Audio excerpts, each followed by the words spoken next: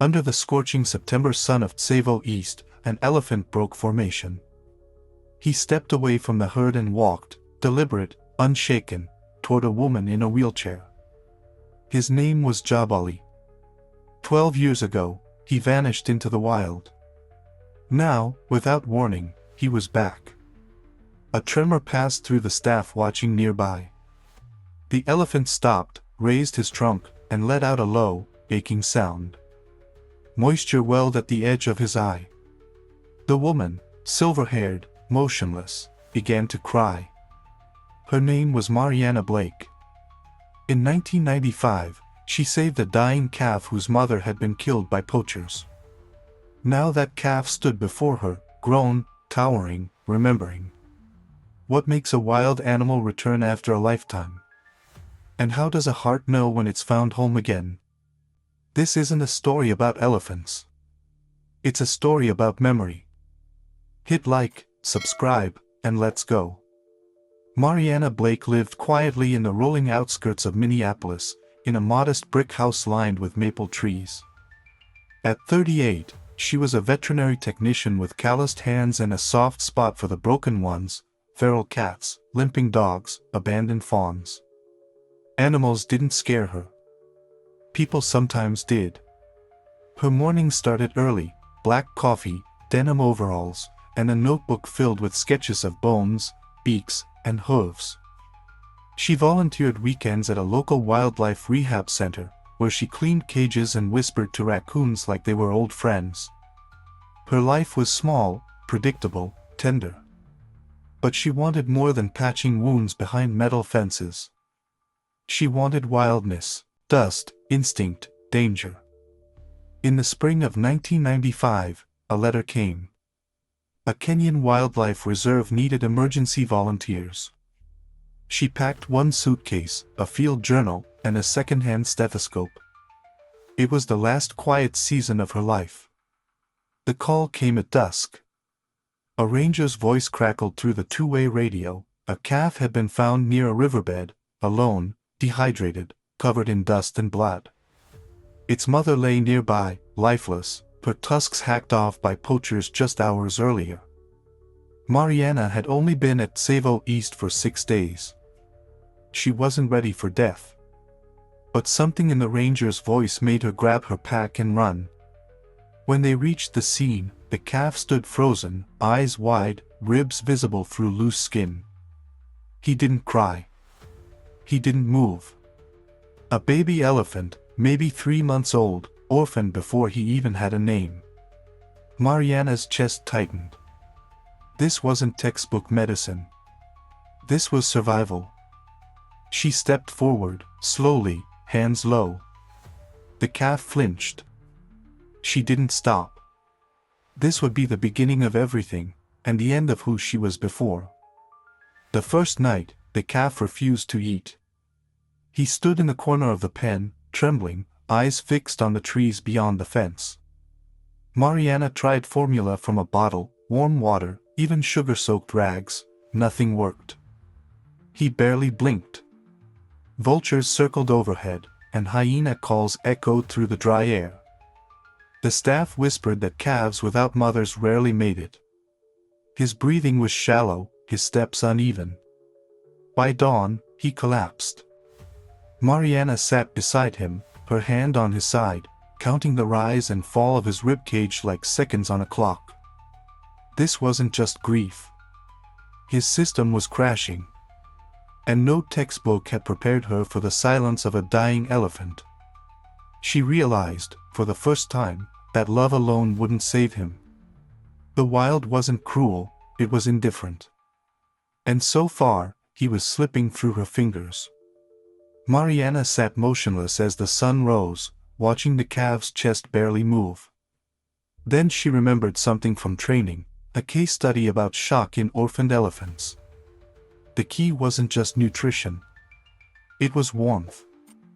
Physical contact. Rhythm. She ran to the supply tent, grabbed her old army jacket, and returned, heart pounding. Kneeling beside him, she draped the coat over his back and laid her hand on his heart, whispering steady breaths, counting with each touch. Minutes passed. Then, his ear twitched. Slowly, he shifted, pressing his weight against her leg. Not trust yet, but contact. Staff gathered, silent. A bottle was offered. This time, he drank. Not much. But enough. His eyes didn't look past her anymore. They looked at her. He still had fever. Still limped. But the line between life and death had blurred. And for the first time, she believed he might choose to stay on the living side. The infection spread fast. Deep cuts along Jabali's hind leg had gone unnoticed beneath the dust and folds of his skin. By the time Mariana found the swelling, it was already hot to the touch. Sepsis was hours away. The vet team hesitated, sedating a calf that young was dangerous. Too much, and his heart could stop. Too little, and the pain could make him bolt. Mariana didn't flinch. She mixed the dose herself, kneeling in the dirt, her fingers trembling but sure. The needle pierced skin. Jabali let out a low, guttural cry and thrashed once. Then stillness. Minutes stretched. Pulse check. Breath shallow. The silence was unbearable. She stayed beside him, whispering counts, tracking every breath.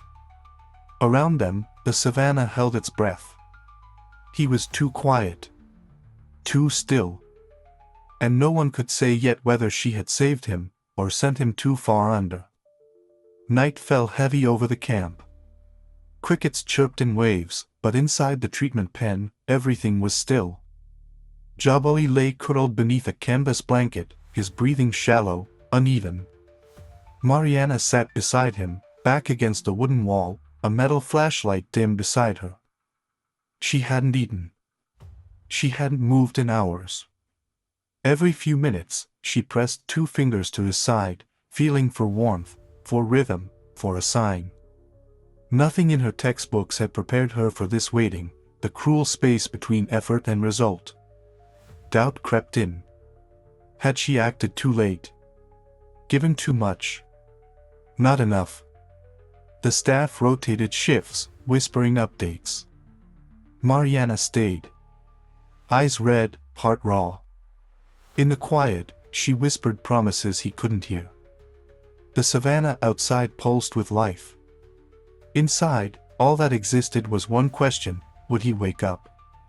Just before dawn, he moved. A flicker in his ear. A twitch of his trunk.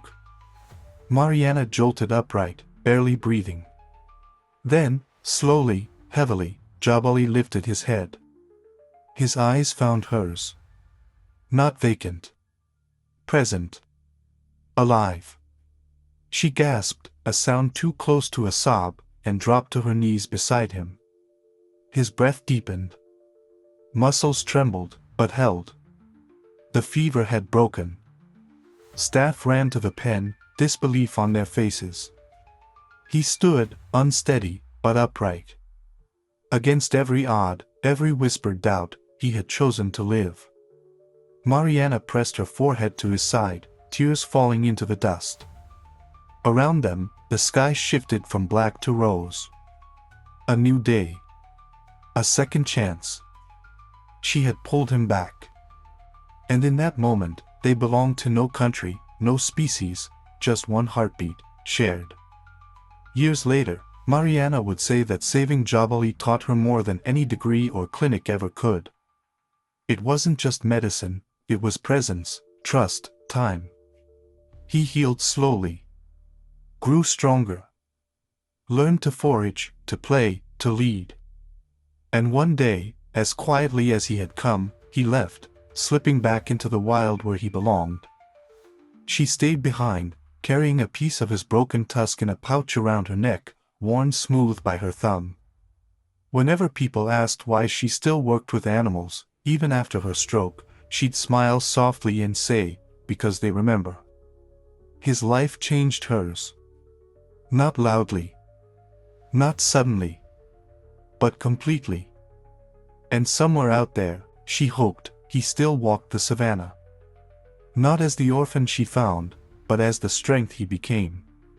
This story of Mariana and Jabali reminds us that memory is a powerful force, one that stretches beyond words and lifetimes. It shows how a single act of kindness can echo across years, across continents, and touch hearts in ways we never expect. We all carry moments we hope won't be forgotten. So, what is the memory you hold closest? What kindness have you given or received that still lingers? Thank you for watching this journey of hope and resilience. If it moved you, please like, share, and comment your thoughts below. Don't forget to subscribe for more stories that remind us what it truly means to care. Until next time, keep kindness alive in your hearts.